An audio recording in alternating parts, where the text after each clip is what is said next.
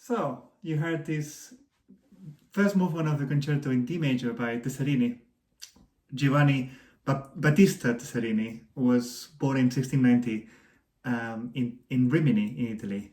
And he's a fine example of a Baroque violinist and Baroque composer, maybe not as famous as Vivaldi and Corelli, but he did write quite a lot of concertos and sonatas and traveled around Italy and around the whole Europe, like his more famous colleagues.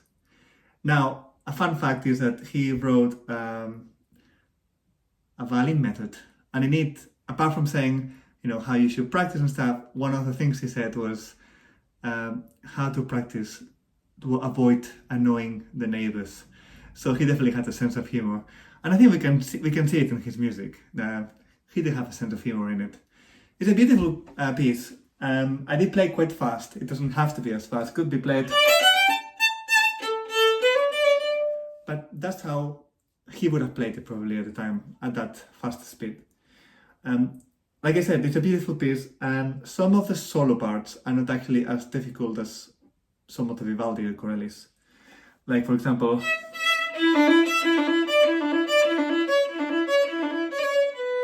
it's a very effective way to play something that sounds very difficult in an easier way. So he definitely knew how to play the violin very well. Things I would definitely work on, the trills, there's quite a few of them, so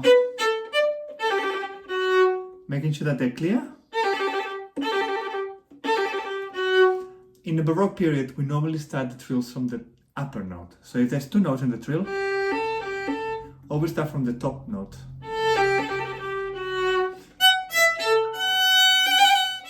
So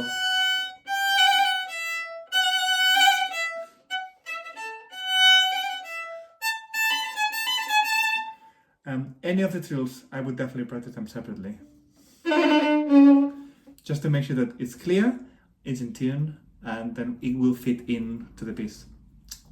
More things to work on. Once we know all the notes, they're not super difficult to learn, but I would do it in sections. Once we know all the notes, try to exaggerate the dynamics. This is super important in the Baroque period. So, starting loud and sunny, and then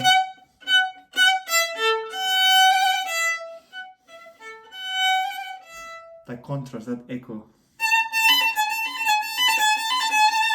Now, there are things that are not written, but when it's something repeated, we definitely don't want to play it the same way.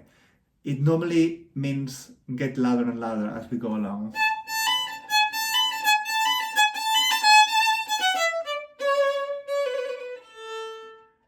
then sequences. Next.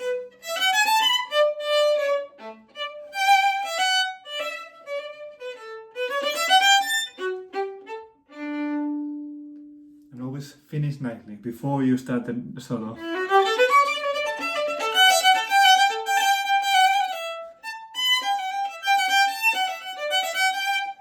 Always try to just go beyond just looking at semiquavers or rows of many notes in a row. The phrasing.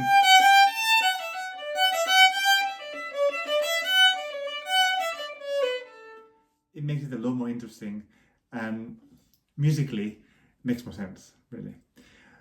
So just a few things to point out. Make sure it's very clear, make sure you follow all the dynamics, and also within the dynamic, make sure that you phrase, so that you finish the phrase nicely. If it's a repeat, make sure that you develop it, and try to have as much fun as he seems to have had.